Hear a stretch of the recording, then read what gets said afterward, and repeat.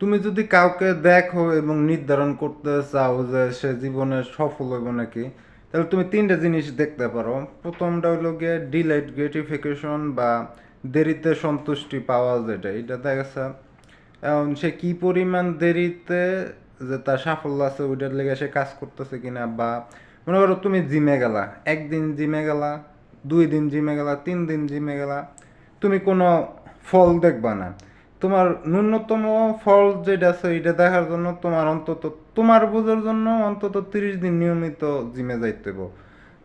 অন্য কেউ যদি যায়, অন্য কেউ নোটিস করার লেগে অন্তত 3 মাস লাগবে।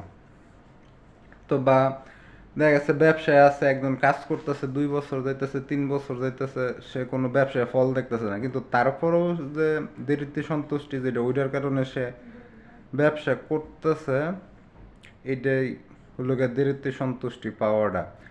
তো এরকমই কাজ করতে করতে এক সময় গিয়ে সে ঠিকই হঠাৎ করে একদিন সফল হয়ে যায়। এটা হলো গিয়ে ডিলেট গ্রেটিফিকেশন যেটা। আর দ্বিতীয় যেটা হইতেছে গিয়া, মনে করো তোমার সারাদিন ব্যবসা করে আইতেছো, দেখা যাচ্ছে বাড়িতে আসার পরেও যে নতুন কিছু শেখা, বই পড়তে বসা, পরে ওয়ার্কআউট করা বা জিমে জিমে যাওয়া, নিজের শরীরের যত্ন নেওয়া, থালা বাসন যেগুলো আছে ওইগুলো দেওয়া, দেখা গেছে অন্য যেজন আছে যেগুলো করতেছে না, তুমি ঠিকই আনন্দ নিয়ে ওইগুলো করতেছো।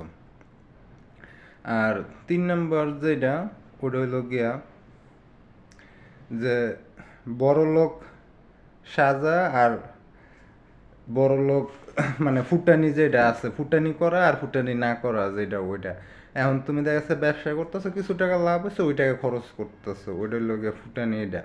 তো দেখা যাচ্ছে সে ফুটানি করতেছে নাকি বা না করতেছে। এখন যদি ফুটানি না করে সে, তাইলে দেখা যাচ্ছে ওইটাই যে তার সামনে যে সফলতার আছে যেটা, সে সফল হইতে পারে। তো এই তিনটা যদি দেখো একজন আছে, তাহলে দেখা যাচ্ছে সে সফল হইব, এখন না হইতেছে সামনে হইবই, যদি সে এই তিনটা ধরে রাখে।